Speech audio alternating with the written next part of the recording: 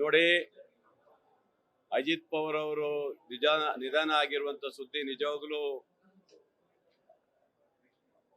ಒಂದು ದೊಡ್ಡ ಆಘಾತ ಆಗಿದೆ. ಮಹಾರಾಷ್ಟ್ರ ಸರ್ಕಾರದಲ್ಲಿ ಪವರ್ಫುಲ್ ಇರುವಂತ ಒಬ್ಬ ನಾಯಕ ಇವತ್ತು ಒಂದು ವಿಮಾನದ ಇದರಲ್ಲಿ ಇದಾಗಿರುವಂತದ್ದು ಬಹಳ ನೋವಿನ ಸಂಗತಿ. ಬಹಳ ಪವರ್ಫುಲ್ ಆಗಿ ಇವತ್ತು ಮಹಾರಾಷ್ಟ್ರದಲ್ಲಿದ್ದಂತ ನಾಯಕರು ಆ ರಾಜ್ಯಕ್ಕೆ ಬಹಳಷ್ಟು ನಷ್ಟವನ್ನು ಉಂಟಾಗಿದೆ ಅಂತ ಅನಿಸ್ತದೆ. ಬಹುಶಃ ಆ ದುರಂತ ಯಾಕಾಯ್ತು ಏನಾಯ್ತು ಗೊತ್ತಿಲ್ಲ. ಒಟ್ಟು ಇಡೀ ನಮ್ಮ ಮಹಾರಾಷ್ಟ್ರದ ಮತ್ತು ಇಡೀ ದೇಶಕ್ಕೆ ಒಂದು ನಷ್ಟವನ್ನು ಉಂಟಾಗಿದೆ. ನಿಜವಾಗ್ಲೂ ಬಹಳ ಬೇಸರ ಆಗುತ್ತೆ.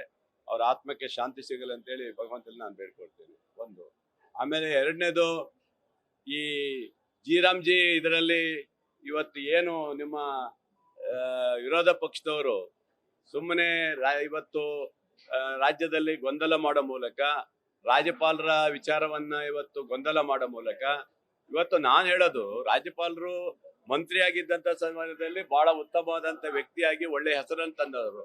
ರಾಜ್ಯಪಾಲರಾಗಿ ರಾಜ್ಯಕ್ಕೆ ಬಂದ ಮೇಲೆ ಇವತ್ತು ಅವರು 3 ನಿಮಿಷ 2 ನಿಮಿಷ ಭಾಷಣ ಮಾಡೋದು ಏನಿದ್ದಾರೆ, ಬೇರೆ ರಾಜ್ಯದಲ್ಲಿ ಎಲ್ಲವನ್ನ ಓದ್ತಾರೆ.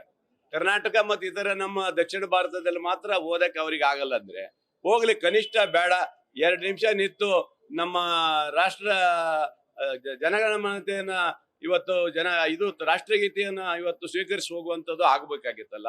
ಇದನ್ನ ಅವ್ರಿಗೆ ಕೇಳುವಂತ ಪುರುಷತೆ ಇಲ್ಲ. ವಿರೋಧ ಪಕ್ಷದವರಿಗೆ ತಾಳ್ಮೆನೇ ಇಲ್ಲ. ನೀವು ರಾಷ್ಟ್ರಗೀತೆ ಆನ್ ಮಾಡ್ಬೇಕಂತ ಇವ್ರು 2 ನಿಮಿಷ ಹೋಗ್ತಾರಂತ ಏನಾರು ಅವನಿಗೆ ಕನ್ಸಿತ್ತ ಅಲ್ಲಿ? ಯಾರಿಗೆ ಅಲ್ಲಿ ಇದು ಕೊಡೋ ಅವನಿಗೆ ರಾಷ್ಟ್ರಗೀತೆ ಹಾಕೋರಿಗೆ ಈ ಬಂದ್ರೆ 2 ನಿಮಿಷ ಲಾಸ್ಟಿಗೆ ಜೈ ಅನ್ನೋದ್ರು ಪಟ ಓಡೋಗ್ಬಿಟ್ರು. ಇದು ನಿಜವಾಗ್ಲೂ ದುರಂತ. ಈ ತರ ಆಗ್ಬಾರ್ದು. ಬೇರೆ ರಾಜ್ಯದಲ್ಲಿ ನೀವು ಸಂಪೂರ್ಣವಾಗಿ ಓದ್ತೀರಾ, ಆದ್ರೆ ಕರ್ನಾಟಕ ಮತ್ತು ದಕ್ಷಿಣ ಭಾರತದಲ್ಲಿ ಇತರೆ ಪಕ್ಷಗಳಿದ್ದಲ್ಲಿ ನಿಮ್ಗೆ ಓದಕ್ಕೆ ಏನಾಗಿದೆ ಅಲ್ವಾ? ಅದನ್ನ ಕೇಳೋವಂಥದ್ದು ಇಲ್ಲ. ಅದೆಲ್ಲ ವಿಚಾರಿಸಿದ್ರೆ ವಿರೋಧ ಪಕ್ಷದವರು ನಮ್ಮ ಮೇಲೆ ಟೀಕೆ ಮಾಡ್ತಾರೆ. ರಾಜ್ಯಪಾಲರಿಗೆ ಅವಮಾನ ಮಾಡಿದ್ರು, ಇನ್ನೊಂದು ಮಾಡಿದ್ರು ಅಂತ ಹೇಳ್ತಾರೆ. ಆ ನೋವಲ್ಲಿ ಒಂದಿಷ್ಟು ಜನ ಧಿಕ್ಕಾರ ಕೂಗುವಂಥದ್ದನ್ನ ಕೂಗಿರ್ತಾರೆ. ಇದರಲ್ಲಿ ತಪ್ಪಿದೆ ಅಲ್ವಾ? ಹಾಗಾಗಿ ನಿಜವಾಗ್ಲೂ ಇವರಿಗೆ ಅಸೆಂಬ್ಲಿ ನಡ್ಸಕ್ಕೆ ಇಷ್ಟ ಇಲ್ಲ. ಅಸೆಂಬ್ಲಿ ನಡ್ಸಕ್ಕೆ ಕೊಡಬಾರ್ದು ಅನ್ನೋ ಉದ್ದೇಶದಿಂದ ವಿರೋಧ ಪಕ್ಷದವರು ಅಸೆಂಬ್ಲಿಯನ್ನ ಹಾಳು ಮಾಡ್ತಾರೆ. ನಿಜವಾಗ್ಲೂ ಇದು ಬೇಸರ ಸಂಗತಿ. ಇದು ನಿಜವಾಗ್ಲು. Thank you.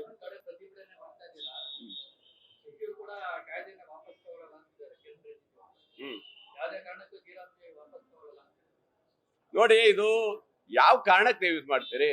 ಮನಮೋಹನ್ ಸಿಂಗ್ ಅವರು ಆ ಕಾಲದಲ್ಲಿ ಈ ರಾಷ್ಟ್ರದ ಬಡ ಜನತೆಗೋಸ್ಕರ, ರೈತರಿಗೋಸ್ಕರ, ಅಲ್ಲಿ ಕೂಲಿ ಕಾಳಿಗೋಸ್ಕರ ಜನರಿಗೆ ಅವಕಾಶವನ್ನು ಮಾಡಿಕೊಟ್ರು. ಎಷ್ಟೋ ಜನ ಅದರಿಂದ ಬದುಕಿದ್ರು. ಇವತ್ತು 2 ವರ್ಷದಿಂದ ಒಂದೇ ₹1 ಬರ್ತಾ ಇಲ್ಲ. ಒಂದೇ ₹1 ಇವತ್ತು ನರೇಗಾದಿಂದ ಬರ್ತಾ ಇಲ್ಲ. ಇದು ಅನ್ಯಾಯ ಆಗಿದೆ, ಖಂಡಿಸ್ತಿದೀವಿ. ಖಂಡಿತ ಇದು ಆಗ್ಲೇಬೇಕು. ನಮ್ದು ವಾದ ಇದೆ. ವಿರೋಧ ಪಕ್ಷದವರು ಏನೇ ಮಾಡಿದ್ರು ಸಹ ನಾವು ಇದನ್ನ ಜಾರಿ ತರಬೇಕಂತ ನಮ್ಮ ಹಠ ಇದೆ ನಮ್ದು, ಅಷ್ಟೇ. ನ್ಯೂಸ್ ಫಸ್ಟ್, ನಿರ್ಭೀತಿಯಿಂದ ನಿಮ್ಮ ಪರವಾಗಿ.